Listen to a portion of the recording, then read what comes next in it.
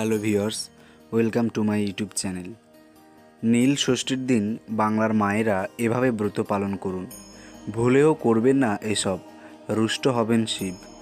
নীলের ঘরে দিয়ে বাতিস, জল খাও গো পুত্রবতী। 13ই এপ্রিল নীল ষষ্ঠী। রবিবার বাংলার ঘরে ঘরে মায়েরা সন্তানদের মঙ্গল কামনায় এই ব্রত পালন করবেন। সন্তানদের দীর্ঘায়ু কামনা করে মায়েরা উপোস করে নিয়ম মেনে নিষ্ঠা সহকারে শিবের পুজো করেন। এদিন মহাদেবকে তুষ্ট করার বিশেষ কয়েকটি রীতি রয়েছে।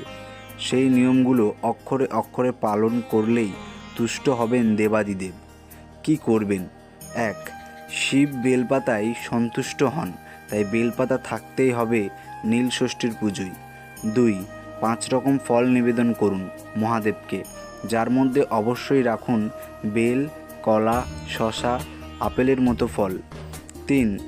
আতপ চাল, সুগন্ধি, চন্দন অর্পণ করুন। 4.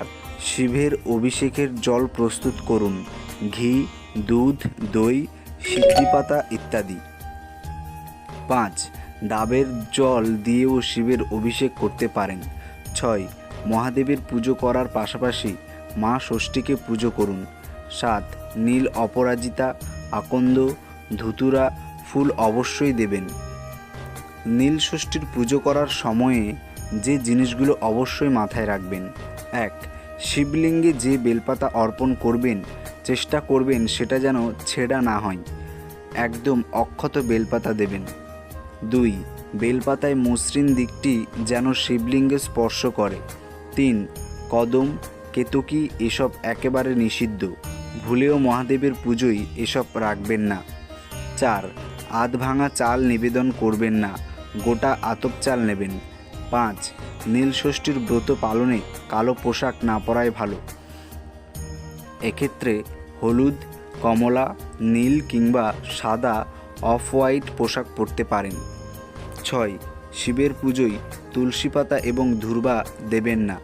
ব্রত পালনের নিয়ম: দিনভর নীল ষষ্ঠীর উপোস করে সন্ধ্যাবেলা শিবলিঙ্গে জল ঢালবেন। বেলপাতা, ফুল ও বেল ছুঁয়ে রাখুন।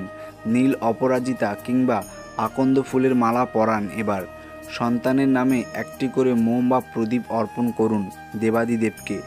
উপোস ভাঙার পরও এদিন ফলাহার বা সাবু কিংবা ময়দা দিয়ে তৈরি খাবার খান। সন্দক লবণ ব্যবহার করবেন। শেষ পাতে উল্লেখ্য, মনের ভক্তি কিন্তু আসল, তাই ভক্তি ভরে পুজো করুন। ধন্যবাদ। ভালো থাকবেন, সুস্থ থাকবেন। হর হর মহাদেব।